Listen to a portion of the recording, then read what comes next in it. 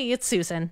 Before we get into this episode, I want to tell you about something I've been working on to help you make more confident decisions about the future of your business. I know that it might seem like a pipe dream right now, but it is possible to feel more confident about the choices you're making in your business when you really know what's going on with your money. So I want to help you by getting on top of your business finances. I'd love for you to join me for a program called Be Your Own CFO. You'll work with me and a small group of business owners over the next 5 months to help you make better decisions about the way your business earns, spends, and invests money. Together, we'll dig into the data, examine the reports, rethink your money stories, build a budget, and create an action plan. By the end of the program, you'll have a new relationship with the money that flows through your business, and you'll feel wildly capable when it comes to making decisions about it. To learn more about working with me in the Be Your Own CFO program, go to scalespark.co/CFO. That's scalespark.co/CFO. Then just do an inventory. What did mom think about money, selling, business? What did dad think about that? What did my friends think about that? What were significant memories I have around any experiences with money? Money. You earn it, you spend it, and maybe you even save or invest it. But do you know how your personal feelings and beliefs around money affect your business growth? I'm Susan Bowles, and you're listening to Break the Ceiling, the show where we break down unconventional strategies you can use to save time, boost your profit, and increase your operational capacity. Today, we're going to talk about the number one way I see my clients getting in their own way: money.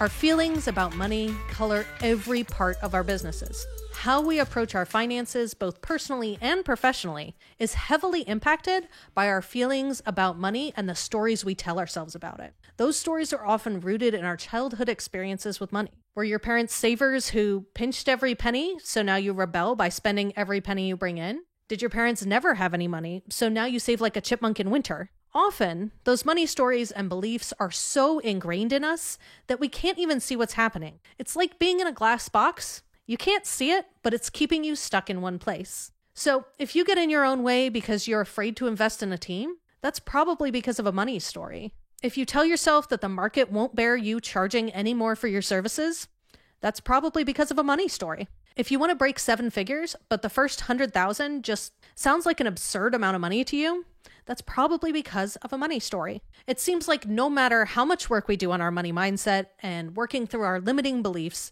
every time we try to hit that next level, they come roaring right back. My guest today, Agnes Kowalski, is an immigrant who went from a poverty mindset, maxing out at $40,000 a year as a therapist, to consistent 6-figure years as a money mindset coach. She now shows entrepreneurs and service providers how to improve their relationship with money so they can increase their income and personal power. And today, we are talking money blocks, money mindset, and how to avoid letting your own money stories determine the course of your business. Hi, Agnes. Thanks so much for being here today. Hi, Susan. Thanks for having me. Excited to be here. So I love talking money mindset. I think this is going to be really fun. And I kind of wanted to start off with, what are some of the most common money mindset issues that you see business owners getting tripped up by? Yeah, there's a lot, right? If you've never worked on money mindset specifically, which means that you're doing all the right things on paper, and you're connecting all the dots, and you have all these sort of proven ways of doing things, but the money's not coming in. It's hard to receive money, or you have like a charge, an energetic feeling around money when you get it, or you worry about getting it.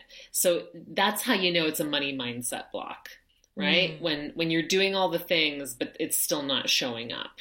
So some of the common things that I see is that I see entrepreneurs looking very short term, quick turnover, make money quickly. It should be here already. I should already be at this place. And there can be just a short-term vision, not a long-term, not an achievement over a lifetime. And as soon as you start putting deadlines on how fast you should be somewhere, you're going to create some money mindset stuff. I've never really thought about it in terms of like patience. Yeah. Yeah, as soon as you put in a deadline, you're just in logic, right? You're just going to be in that really logic based place, which is fine when you're looking at data. But when you're trying to draw in and have the energy of like attracting things to you, deadlines are going to freak you out. Well, and it kind of inherently creates that like scarcity mindset Pressure. because you've set this time and this goal. And if you're not there, Yeah. then, you just, Yeah. it's really hard to have an abundance mindset when you are, when you have Exactly. this thing that you have not met. Exactly. Different from like having a goal or a desire that you're aiming for, and you're sort of checking in on the data, at the end of the month, where did you get to, what worked and what didn't work, right? Versus like it has to be this by this amount because other people are doing this, and that creates a lot of scarcity. It creates, like you said, it creates an inherent scarcity. I'd like to see more entrepreneurs focused on achieving something over a lifetime than I would over a year or two, because those are the people who make it, the people who have a vision for a lifetime, or at least, 5 years, 10 years, 15 years. Like give yourself some time. And it'll happen faster. If you drop those deadlines, it's going to happen a lot faster because you're not working under pressure. You're working under the assumption that this is going to happen over my lifetime. Asking someone if they'll make $1 million this year versus $1 million over their lifetime is a very different experience, but both would be millionaires. Yeah, that's an interesting perspective. I've never really thought about the time construct that really does drive that. Anytime you can, get out of the time construct, because it's just the pressure that you don't need in certainly the first few years of your business. You don't need it any time, but ask yourself that question. It doesn't matter if it's over a year, 5 years that I become a millionaire. If you can let that go, you have a lot more room to play, and that's where you get into the realm of possibility, versus the kind of a rigid place of by this time, this much, or else I'm a failure. So that's a common thing that comes up. Another thing that comes up is that there's just a limited relationship with money. So money's something we interact with multiple times a day. Normally, I mean, even during Corona times, I think people are paying bills or they're receiving money or whatever's going on. You're interacting with money, and you probably have not taken the time to look at that relationship and see what's in there, right? Like any relationship where you'd be interacting with someone multiple times a day would be a pretty important relationship to observe, be aware of, and take some inventory on. And most people don't. So by the time they get into a business, they're bringing in all their kind of money baggage, and it starts to get amplified in the business. Mm-hmm. So whatever was not okay about money then gets like just 10x or 100x or 1000x in your business. It just gets amplified because everything's happening faster, right?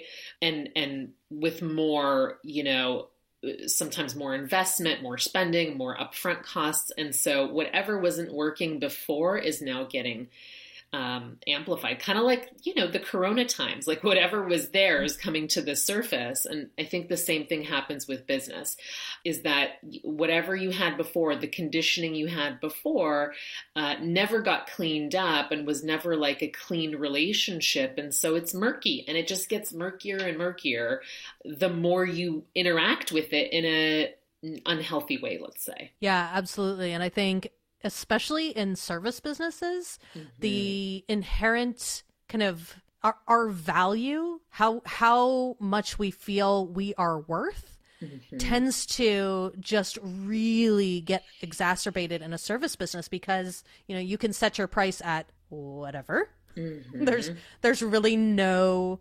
limits. Yeah. And, that's where I think it can be extra painful when you are all of a sudden sort of required to put a value on yourself in an explicit way that we don't run into in a normal, like our normal day-to-day interaction. Do you find that? Yeah.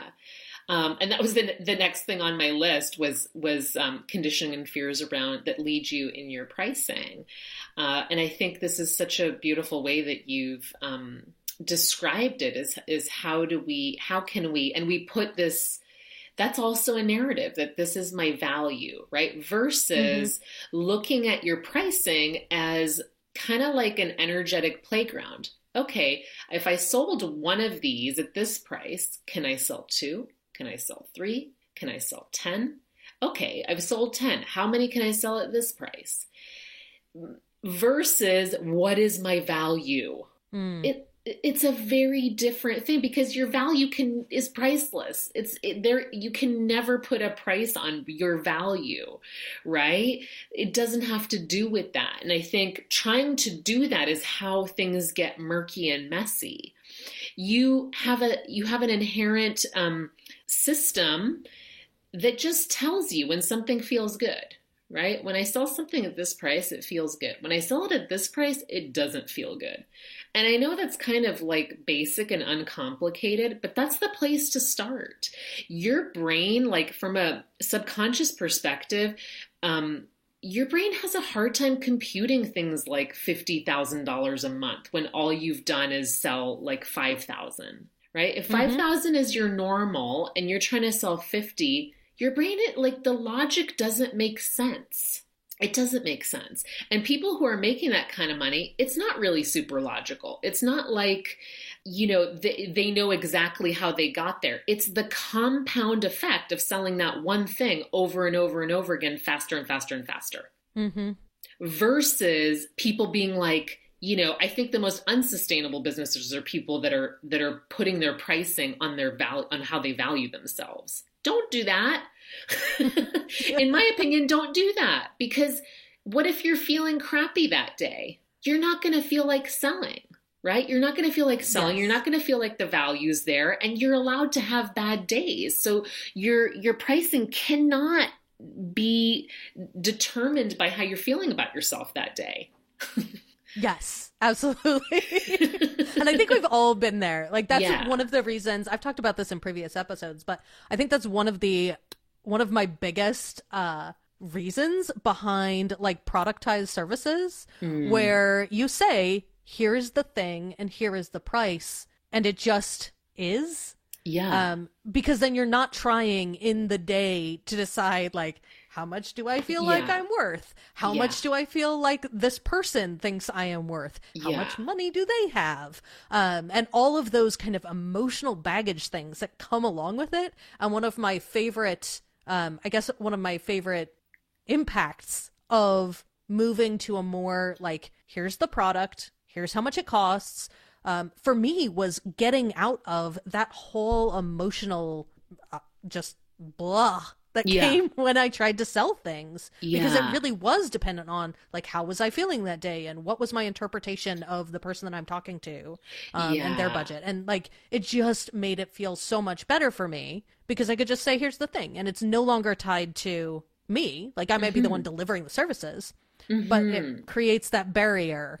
Where you don't get to mess, right? Where you don't get to mess with, like boundaries, right? Because this all comes down to, so much of money mindset comes down to being emotionally honest about things, being really honest about, I think it's what life comes down to, but it definitely isn't escaped in the money mindset realm that you have to get emotionally honest about stuff, and start from there, because otherwise you are building a castle made of sand. If you're not honest about it, and if you're not like keeping it clean and clear, and if you do have all these kind of murky feelings about how much you should charge, and this person gets this much and that person gets this much, clean it up, because it's very hard for people to invest. You're then going to get people who are scrutinizing that. Right? Well, how come and why? And, you're going to get these very intellectual buyers, when really the buying experience should be fun and like enjoyable. It should be an enjoyable experience for you, and it should be an enjoyable experience for them. And all that murky stuff really leads to probably not so ideal clients. Yes, I could absolutely, like, you are then buying into all of their money issues. And then they just Yes. all compound. Yeah. And no one wants to feel like them buying from you is going to pay your light bill. They don't want to Mm. feel like that. And you don't want to feel like you have to get that client to pay that light bill either.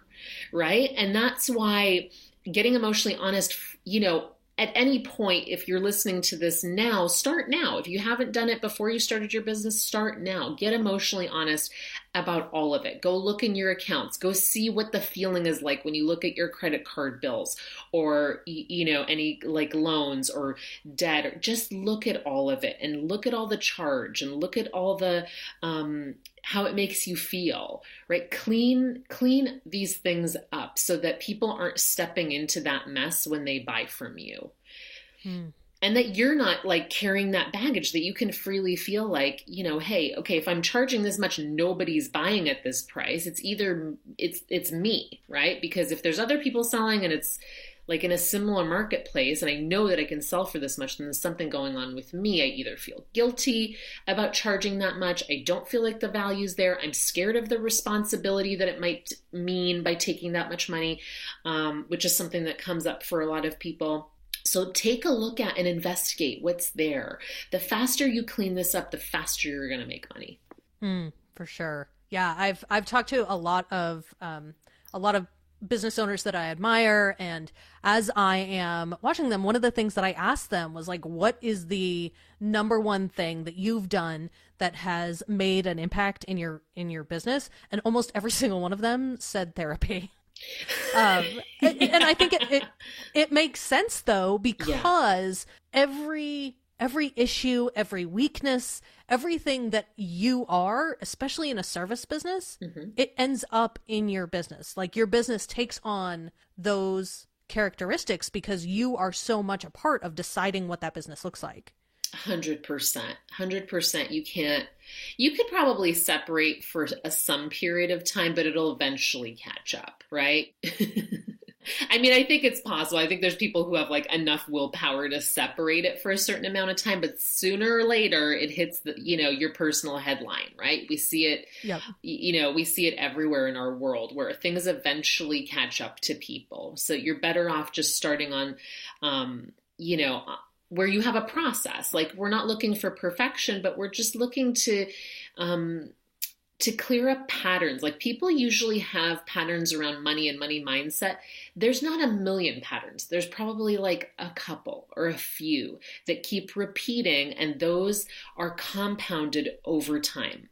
It's not that you have such a mess going on or you're so unsuccessful or you're so messed up with money. It's that you keep repeating these same few patterns over time, and it creates this energy. It creates this like much more heavier thing than what it really is. Yeah.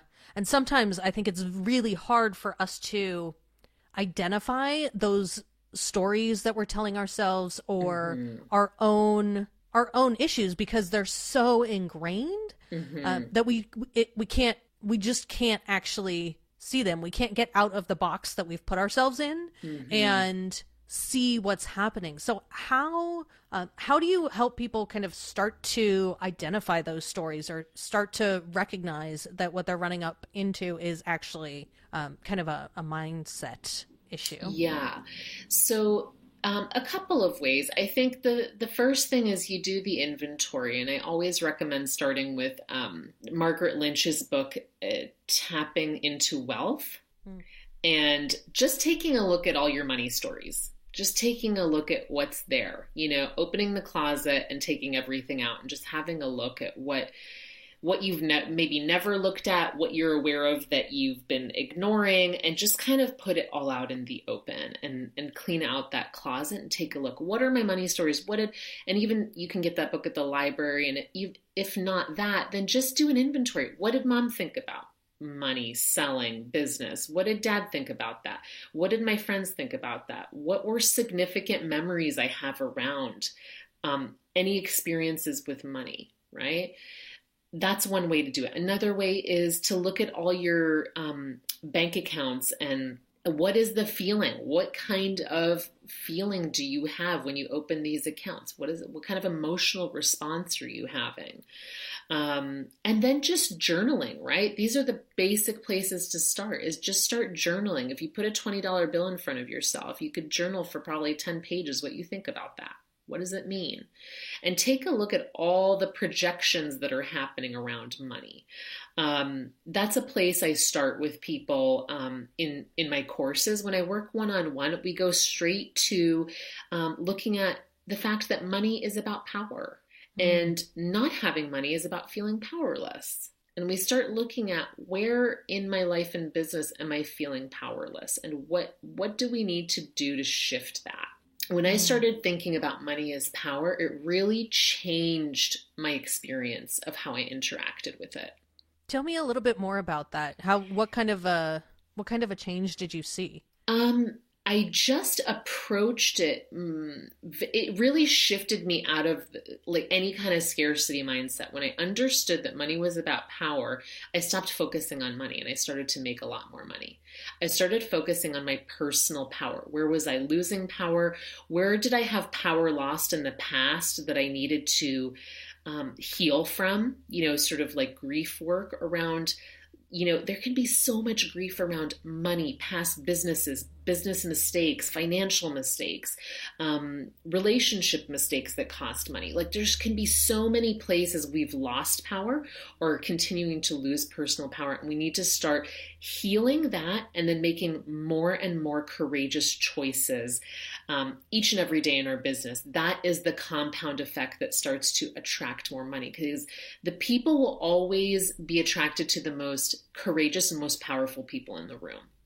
Okay, so whatever industry you're in, right? The person who is the bravest is the one that's going to be attracting people.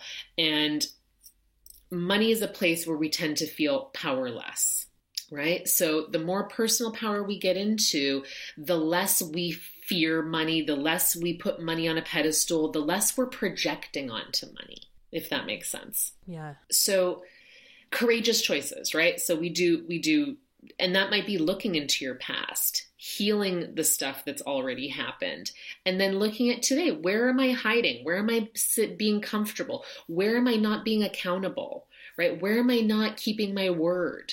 These are all places where we can recover our power and start stepping into it. And then we feel very different about commanding prices when we're in our personal power, right? When we're feeling confident, it's much easier to say, I'm charging this much, right? Money just is a placeholder. It's a placeholder for our fear, for our insecurities, for our, people pleasing stuff. It's a place. It can be a placeholder for anything, really. Mm-hmm. So I think one of the kind of mindset issues that I see a lot in my work is people putting inherent limitations on themselves. They're, like you were talking about before, that logic doesn't compute when you go to take the next step. And so there's this element of, I can't imagine ever earning that much, which automatically puts you in the path not to do that. If the biggest amount that you can ever imagine earning is $100,000, it's really hard to get yourself past that barrier. And likewise, I think it happens, at every kind of next level for us, that inherent limitation, we end up always kind of bumping up against that. And it affects everything. It affects where we think we can price our services, where we think we can go. We put our own limitations on it. Can you talk a little bit more about if you've seen that or how you've seen that kind of play out? Yeah, for sure. I absolutely have seen that. And because that's still A plus B equals C. So, more time, more work equals more money equation. And if that's the only equation you're working with, it's going to be hard to imagine, because you would already probably feel tired and exhausted and doing so much. And how could I possibly 10x that or 2x that even, right? And those answers don't come from logic. Those answers come from thinking really big. And so when you look at people who are making like $1 million a minute, and the Jeff Bezos, and people who are thinking, and no judgment either way, however you feel about him. But those are realms of like really big possibility. You can't argue that there's nothing rational about making that kind of money. There really isn't, right? So we have to play in the realm of possibility to be able to break through income ceilings. We have to learn to play. We have to allow ourselves to play. We have to step into dreaming, which we're taught is really not a place to hang out as an entrepreneur, because it's dangerous and you'll get stuck there and you'll just never make anything happen. But the opposite is also true, that if you never hang out there, you're going to be limited to what you've already created. So you have to play, you have to dream. That's where, amazing collaborations come up. You get an intuition to reach out to a certain person that might open up your network again. And that's where, the kind of woo-woo energetic stuff becomes very important. Like, people who are coming up with inventions that can solve really big problems is, because they're out walking, thinking, dreaming, imagining. They're allowing that muscle to grow. And so often as entrepreneurs, we're taking care of so much. And just as people, we're taking care of so much that's practical and logical and important, that we forget that this muscle also has to be developed. A lot of the time, these people who make a lot of money out of the gate, and it seems like dumb luck, is because they just didn't have the inherent limitation to begin with. Mm-hmm. Right? You see this with like musical artists who like have one song that makes like, a million hits, and they're like, they hit stardom super, super fast. Is because they were just like, whatever, I just want to make this one really good song. And they didn't imagine that they couldn't do it. And often it's people who are young and curious that are in that zone. Not always, of course. There's like people who have developed their craft over time and mastery over time. But you also acquire a lot of baggage the longer you're alive. So, if you can stay young and curious and keep your brain really malleable and open to new things a lot, right? You're expanding your neural pathways every day about what's possible. So I don't think it's a logical thing. Like, one part is you can look for evidence, right? You can go find someone who is making, double or 10x or whatever your goal is or desire is, and just observe, like, that's evidence for your brain that it's possible. Right? That it can be done somehow, right? It may not be the way you want to do it, but it's possible. And you want to start collecting evidence that it's possible. The more you spend time playing and dreaming in what's possible, the more your brain is just a computer that's looking at pictures. If you keep putting those pictures in front of your brain, it's going to do something about it. It's going to have an idea about it. It's going to make a connection about it. If you keep giving it, the same data it has ever had, it's going to keep giving you the same result. 95% of how we operate is subconscious, unconscious. It's autopilot. How are you supposed to create something new from autopilot? You can't. I love that. You can't. Your brain will fight you to the death to make sure you stay in your same habits always. It doesn't want to do anything new. Mm-hmm. Right? Which is why we get into working with different people, working with different coaches, working with different accountability support systems, because it changes the way we do things. And that makes our brain work differently, right? And that creates new opportunities. That's why that happens. When people hire someone, they often see a very quick result, if they're in a possibility headspace, is because something new is introduced and it changes the algorithm of what you're attracting. No, I love that. I am a huge fan of just get more data. Like the more data you have, the better your brain makes connections. Mm-hmm. And so every time I lean into, get more data, if it's something that I'm unsure about, or, I don't have that creativity, I just can't find that creative juice. Whenever I lean into go get more data, it just always seems to kind of start that wheel turning. Yeah, for sure. Because it can spiral either way, right? You can compound curiosity and you can compound research and you can go down these cool rabbit holes, or you can also compound the negative and start freaking yourself out and looking at all the data of how things are failing and how much they suck. And you'll also manifest that. Right? Like, it will go either way. Like, we live in a subjective universe. Like, that's been proven over and over again. Right. So it's both, right? You need to be able to look at the practical and be in your, like, professional mode. And you need to be able to look in possibility to create something new, because the truth is even if somebody's done it a certain way, that might not be the right way for you. Right? So you need to keep staying in possibility to see that way. I also work with clients on their human design quite a bit, because I think it helps tremendously in making decisions in business. Talk to me a little bit about human design. I think it's sort of new. And so can you explain a little bit about that for our listeners that don't? Yeah, one quick way to go check it out is just go to www.mybodygraph.com. I have no affiliation with it. It's just a website where you can pop in your stuff, your information, and get a quick reading on human design. And human design is basically like an energetic blueprint that is a cross between astrological and other kinds of numerology, all different kinds of stuff together, that creates this energetic blueprint around what strategy to use when moving through your life.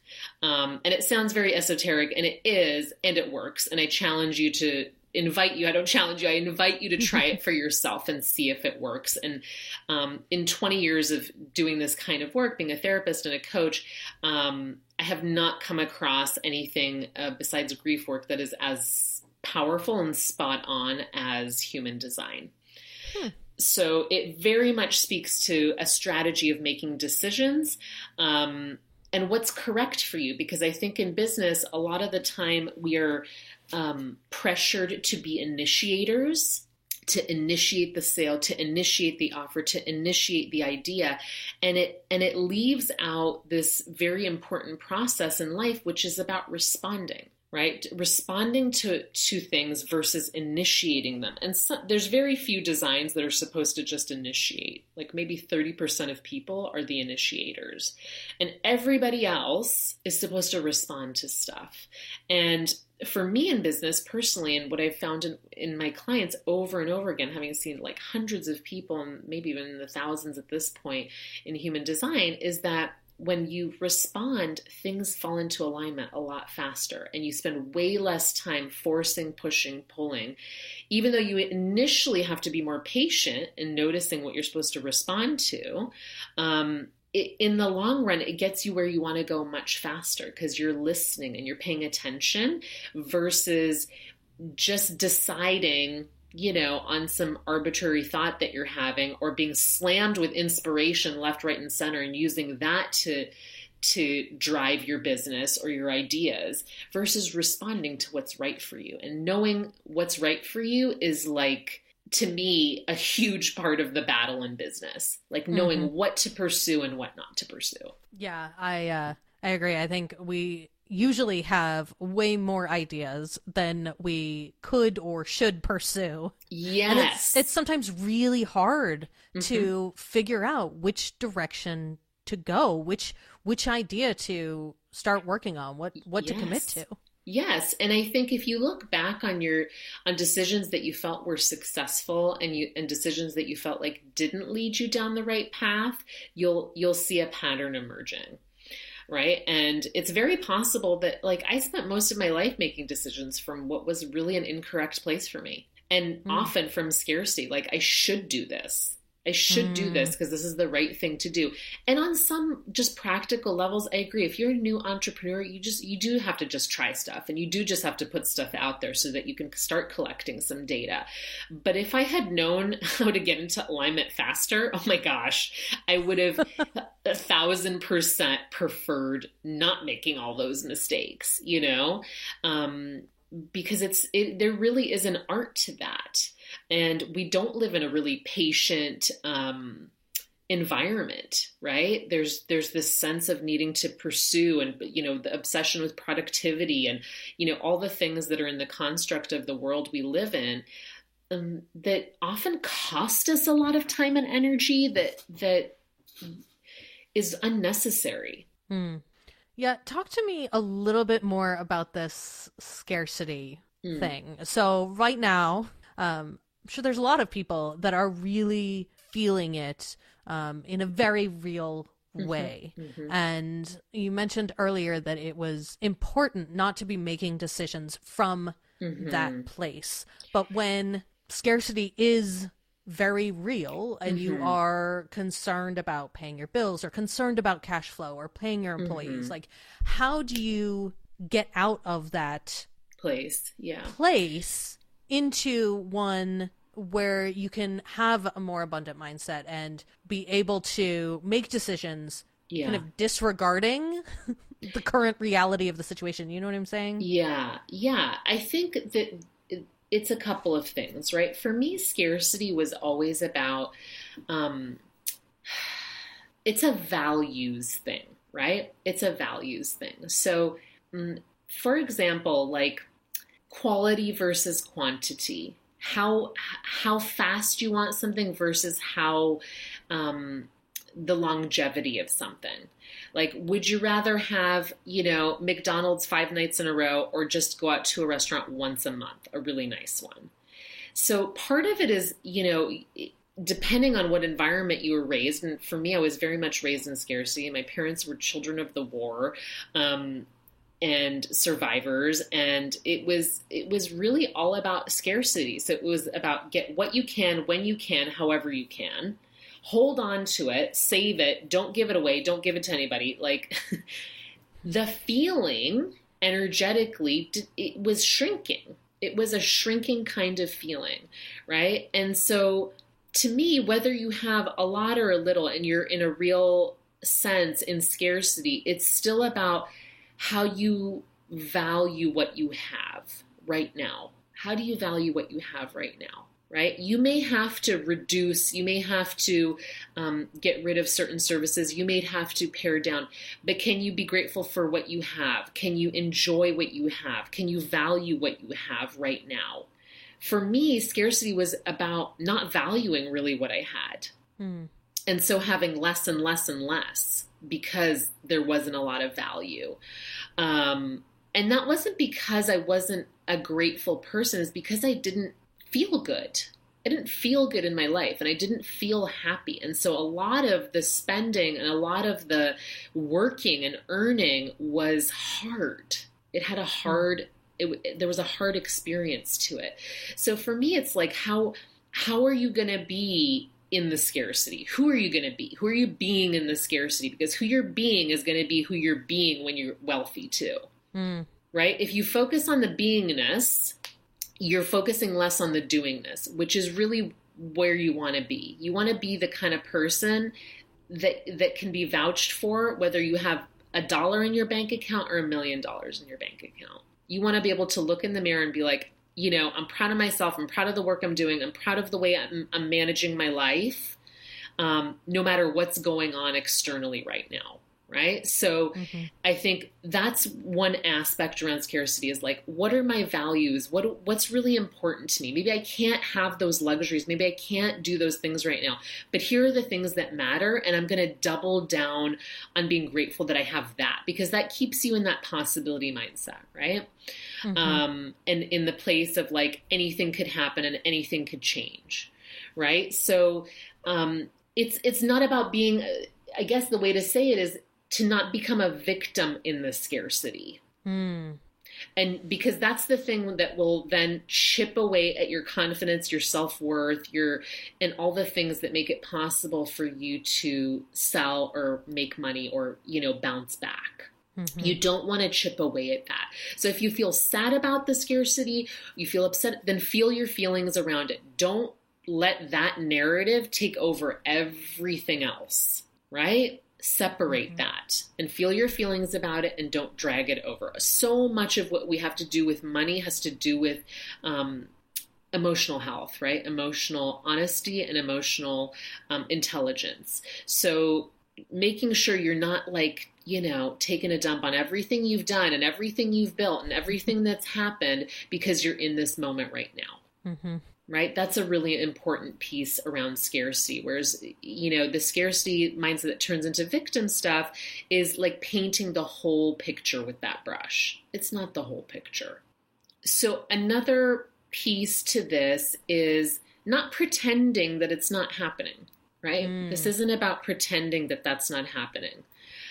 It's very important to validate those feelings and be emotionally honest. Here's what's really going on.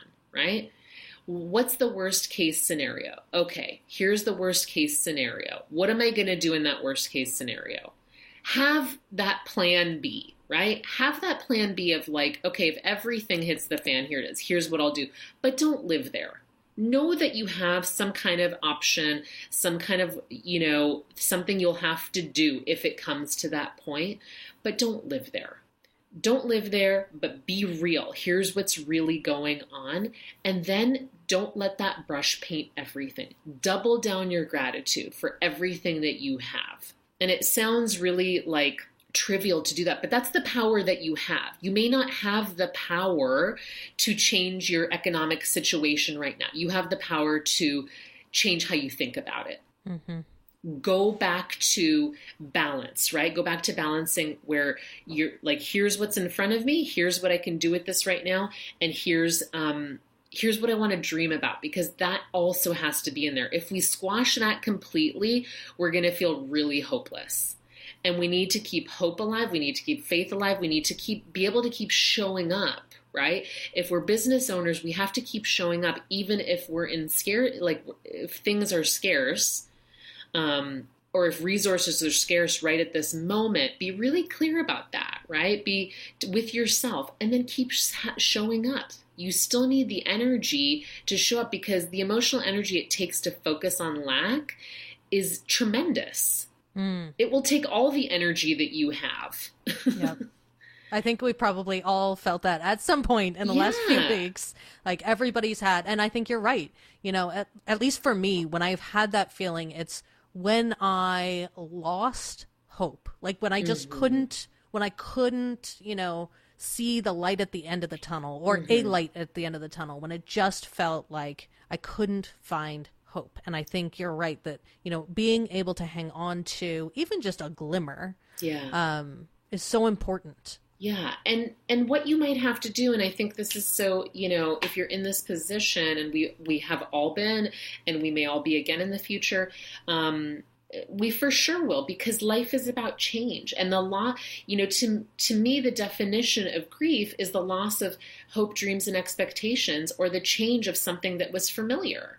So we will continue to experience this throughout life. We can't stop that. Yeah. But acknowledging that there's been a loss of hope, dreams, or expectations, and doing the grief work around this, which is why even as a money mindset coach, I decided to certify as a grief recovery specialist, because I think it's such a huge piece in what blocks us emotionally, even in our businesses, and even around money. There's so much loss of hope and dreams and expectations that can happen in times like this. If we acknowledge, we can move on. If we do the process and we do the work to letting that go, we can start fresh. We don't have to drag that into the next chapter, right? And it's super important to acknowledge it and talk about it if it is there, and not just ignore it and try to paint it with positivity if that's not what's really going on. We need to acknowledge it, deal with it, and then we can move on. Yeah, the ostrich in the sand strategy very rarely works when it comes to money. Yeah, it definitely doesn't work, right? It amplifies, it compounds, and then, it wears you down over time, because it's not an easy journey, and it's certainly, not for the faint of heart. You need a lot of support and accountability and community when you're in business. It's so, so important, because it's very easy to isolate when you're experiencing these kinds of losses, because people feel ashamed to talk about it. Yeah, I think the shame aspect is so underrated because I think we all feel probably an element of shame. It comes out in different ways, but even just as a culture, we're taught that it's not okay to talk about money. We're taught that it's okay to not be real about it. Yeah. And there's this kind of, especially when it comes to the money parts in our business, we don't want to, we answer, oh, we're fine when somebody asks us how things are going, even if behind the scenes, it's just a total disaster because we feel like we should be telling people that it's fine. Yeah. But also I think there's an element of, if you do have a community and you're telling them that you're fine, they can't support you. Yeah. They can't help you. Yeah. Well, and it really speaks to how our trust has been, abused over time, right? When we did tell people the truth, what happened? Yep. Did they hear us? Did they listen to us? Did they just give us intellectual advice? How were we met when we shared with people, right? And I think that really speaks to the kind of, I'm fine culture that we live in, where other people, everyone's doing the same, some version of that. And so no one's ever really being emotionally honest. And we're, kind of living behind these masks. And the businesses that thrive are the ones that are really, driven by heart, I believe. And I mean, of course, there's ones that don't, that aren't driven by heart, that still succeed, much to our chagrin. But I think in terms of solopreneurs, those people really who put it out there have long businesses over time. I do believe that. I do believe I've been able to be an entrepreneur for 20 plus years. And through every evolution, right? But it's tremendously, I would not be here if I hadn't been supported in a variety of ways. So it's certainly an important piece around money mindset for sure. Yeah. So as we kind of wrap it up here, is there anything you think we should talk about that we haven't kind of touched on yet? No, I think we've actually we had a really comprehensive discussion. I always like to kind of have that opportunity at the end, though. Yeah, I think just, remembering that you're human in this business is really important, and that you're human is just someone who wants to be happy. That you just want to be happy, and that's an okay thing to want. And I think sometimes our expectations of what we're supposed to do and be able to achieve and how fast and how much, I think really breaks our spirit. So just remember that there's a human here in this meat suit who just wants to be happy, and you deserve some of that. Oh, I love that. I think that's the perfect place to wrap it up. So where can our listeners find you if they want to connect or learn more about what you do? Yeah, just at my website, www.agneskowalski.com. I do like to hang out on Instagram under the handle Agnes Kowalski, and Facebook as well. Awesome. Thank you so much for being here today. This was a really fabulous conversation. Thanks so much for having me, Susan. As a culture, we're still really uncomfortable talking about money openly, which means that it's extra hard to ask for help in this area when we need it. There's so much shame wrapped all around it. Maybe you're embarrassed by how much money you make. Maybe it's because it's either a lot or a little. Or you're ashamed that you never really learned how to read an income statement. Or terrified that somebody from the outside will realize that even though it looks like your business is fine, it just feels like a disaster on the inside. I've been talking to a lot of people over the last few weeks doing research for my new program, and the theme that just kept coming up again and again was confidence. So few business owners actually feel confident about how they're handling their money, even if they're people who are pretty good at it. And really, it's not that surprising. We don't teach money management in schools. If you happen to be good at it, it's usually either a result of having parents who were and who taught you how to handle money, or because you went out on your own to find ways to figure it out. The one thing that Agnes said that stuck with me was this: the bravest people make the money. It's brave to decide to tackle your issues around money. It's brave to talk about it openly with your business friends. And it's brave to ask for help when you need it. Your business will see the benefit. If you step out of that glass box and get rid of all those limitations, there really isn't a glass ceiling to break through anymore. Plenty of business owners, even the successful ones, feel like they're shooting in the dark when it comes to how they spend, save, and invest their money.